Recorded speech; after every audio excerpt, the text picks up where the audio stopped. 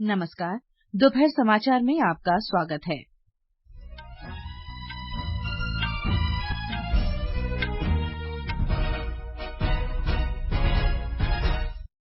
प्रधानमंत्री नरेंद्र मोदी ने 108वीं भारतीय विज्ञान कांग्रेस का उद्घाटन किया।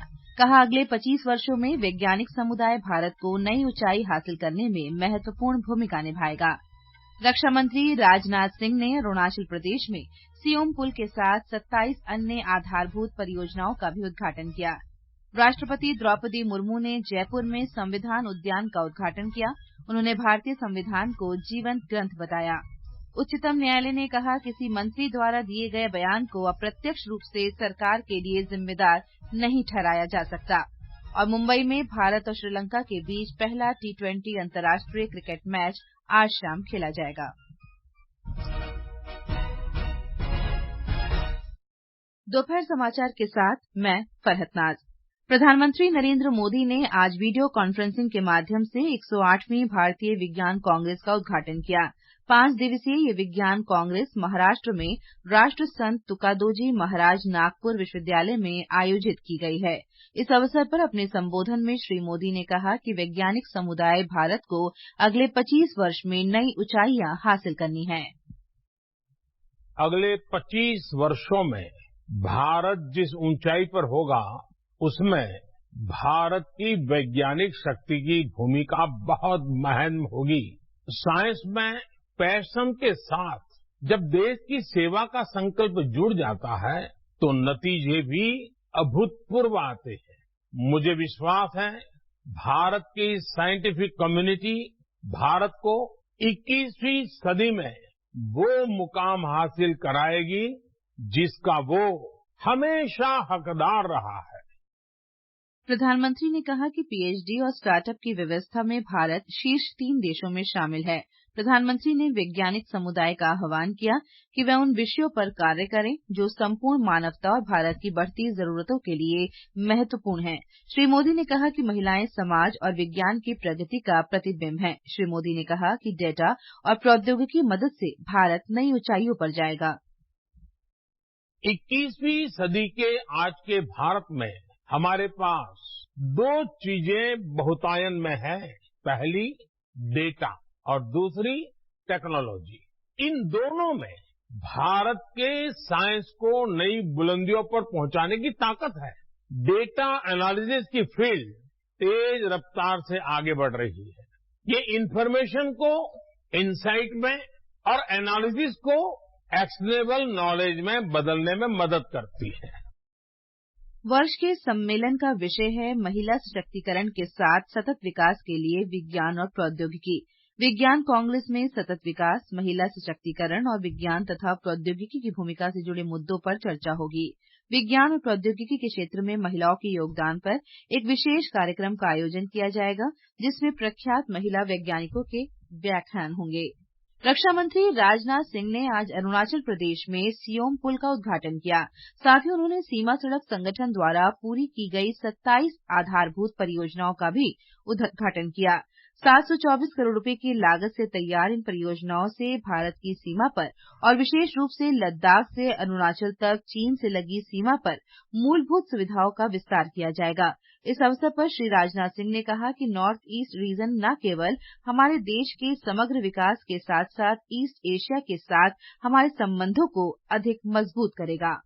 आजादी के दशकों बाद भी यह क्षेत्र विकास तो दूर अपनी मूलभूत जरूरतों तक से वंचित रहा है। इसके कारण यहाँ की अर्थव्यवस्था भी काफी प्रभावित रही है। इस संबंध में हमारा मानना है कि नॉर्थ ईस्ट रीजन न केवल हमारे देश के समग्र विकास के लिए बल्कि ईस्ट एशिया के साथ हमारे संबंधों, ट्रेड, ट्रेवल और टूरिज्म का भी गेटवे है। देश का यह पूर्वी हिस्सा जितना अधिक मजबूत होगा, हमारा पूरा देश उतना ही अधिक मजबूत होगा। इसलिए सरकार ने इस पूरे क्षेत्र को हमेशा अपनी सर्वोच्च प्राथमिकता में रखा है। राष्ट्रपति द्रौपदी मुर्मू राजस्थान के 2 दिवसीय दौरे पर जयपुर पहुंच गई हैं। उन्होंने जयपुर में राजभवन में संविधान उद्यान का उद्घाटन किया। उन्होंने भारतीय संविधान को जीवंत ग्रंथ कहा। इस अवसर पर उन्होंने कहा कि महिलाएं अपनी योग्यता से निरंतर पंचायत से संसद की ओर बढ़ रही हैं।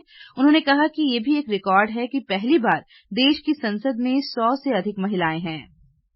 समानता तथा महिला सशक्तिकरण के संदर्भ में 1929 में राजस्थान के श्रीहर बिलास शारदा ने बाल विवाह को समाप्त करने के लिए एक अधिनियम की रचना की थी, जो शारदा एक्ट के नाम से प्रसिद्ध है।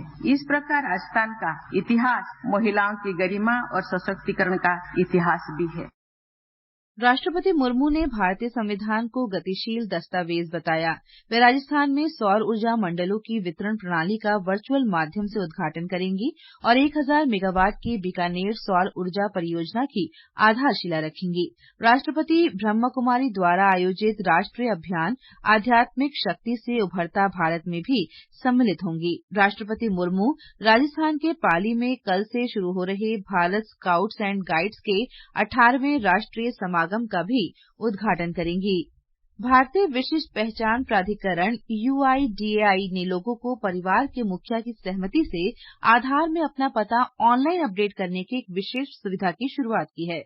इससे उन लोगों को मदद मिलेगी जिनके पास आधार में अपना नया पता अपडेट करने के लिए स्वयं के नाम का कोई वैध दस्तावेज नहीं है। नई व्यवस्था के अंतर्गत राशन कार्ड, मार्कशीट, विवाह प्रमाण पत्र, पासपोर्ट जैसे उन दस्तावेजों को प्रस्तुत किया जा सकता है जिसमें आवेदक और परिवार के मुखिया दोनों के एक नाम और रिश्ते का उल्लेख हो। यदि रिश्ते को प्रमाणित करने वाले दस्तावेज भी उपलब्ध नहीं है तो UIDAI द्वारा निर्धारित प्रारूप में परिवार का मुखिया स्वघोषणा प्रस्तुत कर पता बदलने का आवेदन कर सकता है। ये समाचार हमारी वेबसाइट newsonair.com/hindi और हमारे mobile app news on AIR पर भी उपलब्ध हैं। दोपहर समाचार में आपका फिर स्वागत है।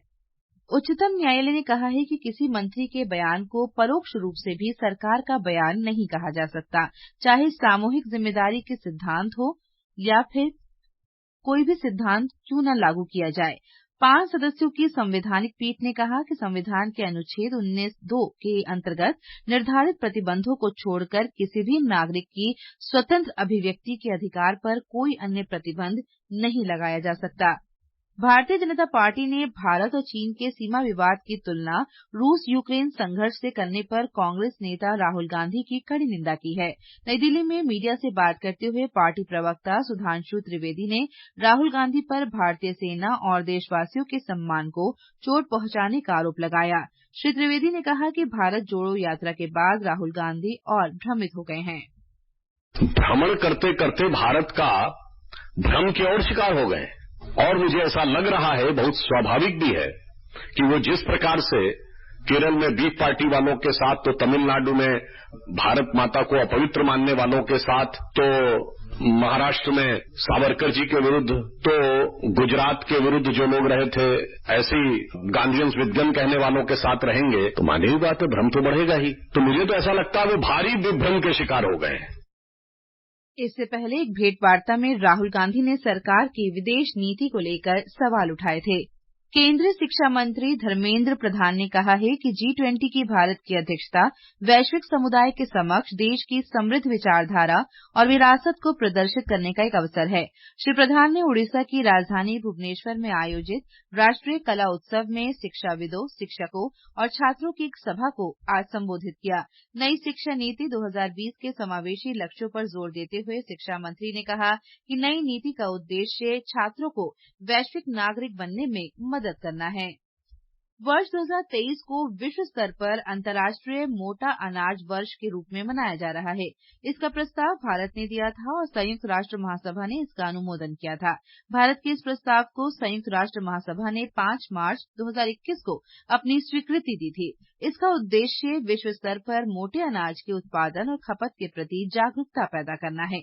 प्रधानमंत्री नरेंद्र मोदी के नेतृत्व में भारत के इस प्रयास के पीछे भारत को मोटे अनाज का वैश्विक केंद्र बनाना और अंतर्राष्ट्रीय मोटा अनाज वर्ष 2023 को जन आंदोलन बनाने की सोच थी। भारत में एशिया का लगभग 80% और विश्व का 20% मोटा अनाज पैदा होता है। राष्ट्रीय रक्षा महाविद्यालय में 63वें पाठ्यक्रम की कल से शुरुआत हुई। 47 हफ्ते का ये पाठ्यक्रम राष्ट्रीय सुरक्षा और रणनीति, शासन, प्रौद्योगिकी, इतिहास और अर्थव्यवस्था पर केंद्रित होगा। इसमें भारतीय सेना के 41 अधिकारी, भारतीय नौसेना के 7, वायुसेना के 13, सिविल सेवाओं के 19 और 30 मित्र देशों के 40 अधिकारी भाग लेंगे। देश में पिछले 24 घंटों में कोविड के 1034 नए मरीज सामने आए हैं। कोविड से स्वस्थ होने वालों की संख्या अब 98.8% है। इस समय देश में कुल संक्रमितों की संख्या 2582 है। ये समाचार आकाशवाणी से प्रसारित किए जा रहे हैं। ताज़ा समाचार जानने के लिए आप हमारे Twitter handle @AIR News Hindi को फॉलो कर सकते हैं। ये आकाशवाणी है। राष्ट्र आज आधुनिक भारत की पहली महिला शिक्षिका सावित्रीबाई फुले को उनकी जयंती पर नमन कर रहा है।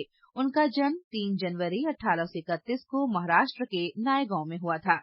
उन्हें भारत में महिला अधिकारियों के प्रकाश स्तंभ के रूप में याद किया जाता है। एक रिपोर्ट।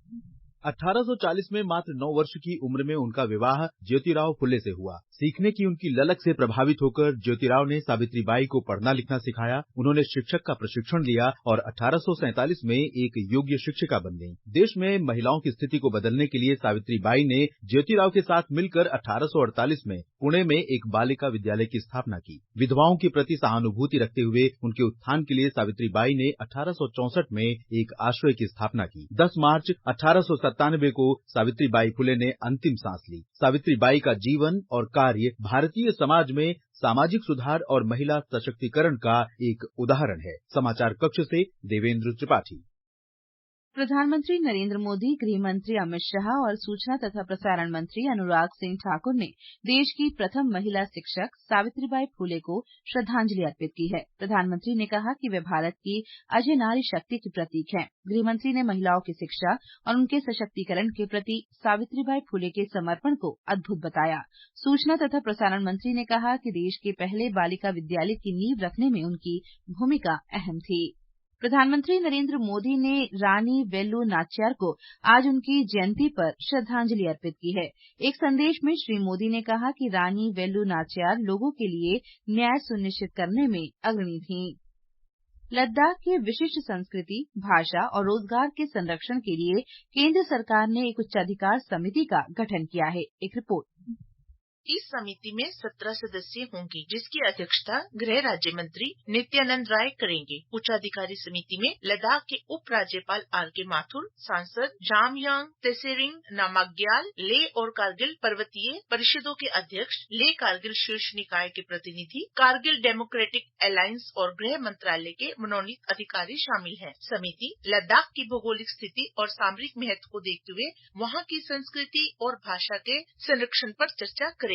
ये लोगों के लिए रोजगार और भूमि का संरक्षण, समावेशी विकास, रोजगार सृजन और लद्दाख की लेह कारगिल स्वायत्त पर्वतीय विकास परिषदों के सशक्तिकरण से संबंधित उपायों पर भी चर्चा करेगी। समाचार कक्ष से मैं रोमा हंस।